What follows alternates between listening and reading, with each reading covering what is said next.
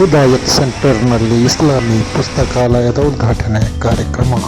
ಪುಸ್ತಕಗಳು ಈ ಪುಸ್ತಕಾಲಯದಲ್ಲಿ ಲಭ್ಯವಾಗಿದೆ. ಮುಖ್ಯವಾಗಿ ಪವಿತ್ರ ಪುರಾಣ ಭಾಷಾಂತರ, ಪವಿತ್ರ ಪುರಾಣ ಅರಬಿ ಭಾಷೆಯಲ್ಲಿರುವಂತಹ ಇಲ್ಲಿ ಅದರ ಭಾಷೆ ಗೊತ್ತಿಲ್ಲ ಎಂಬ ಕಾರಣಕ್ಕಾಗಿ ಜನರು ಅದರ ಮಾರ್ಗದರ್ಶನದಿಂದ ವಂಚಿತರಾಗಬಾರದು, ಎಲ್ಲರೂ ಅದನ್ನು ತಿಳಿಯುವಂತಾಗಬೇಕು. ಆದ್ದರಿಂದ ಭಾರತದ ಬಹುತೇಕ ಭಾಷೆಗಳಲ್ಲಿ ಜಮಾತೆ ಇಸ್ಲಾಮಿ ಎಂದು ಪವಿತ್ರ ಪುರಾಣ ಅನುವಾದವನ್ನು ಪ್ರಕಟಿಸಿದೆ. ಆದ್ದರಿಂದ ಇದರಿಂದ ಧಾರಾಳ ಮಂದಿಗೆ ಪ್ರಯೋಜನ ಆಗಿದೆ. ಖಂಡಿತವಾಗಿಯೂ ನಮ್ಮ ಈ ನಾಡಿನಲ್ಲಿ ಕನ್ನಡ ಭಾಷೆಯಲ್ಲಿ ಇದರ ಅನುವಾದವನ್ನು ತಂದಿರುವುದರಿಂದ ಧಾರಾಳ ಮಂದಿಗೆ ಪ್ರಯೋಜನ ಆಗಿದೆ.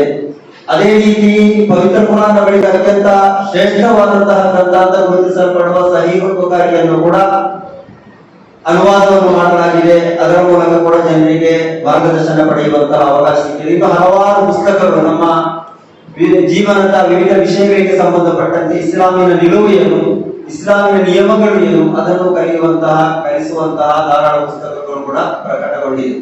ಆಸಕ್ತರು ಭೇಟಿ ನೀಡಿ. ಇಸ್ಲಾಮಿ ಪುಸ್ತಕಾಲಯ, ಹಿದಾಯತ್ ಸೆಂಟರ್, ಮಂಗಳೂರು.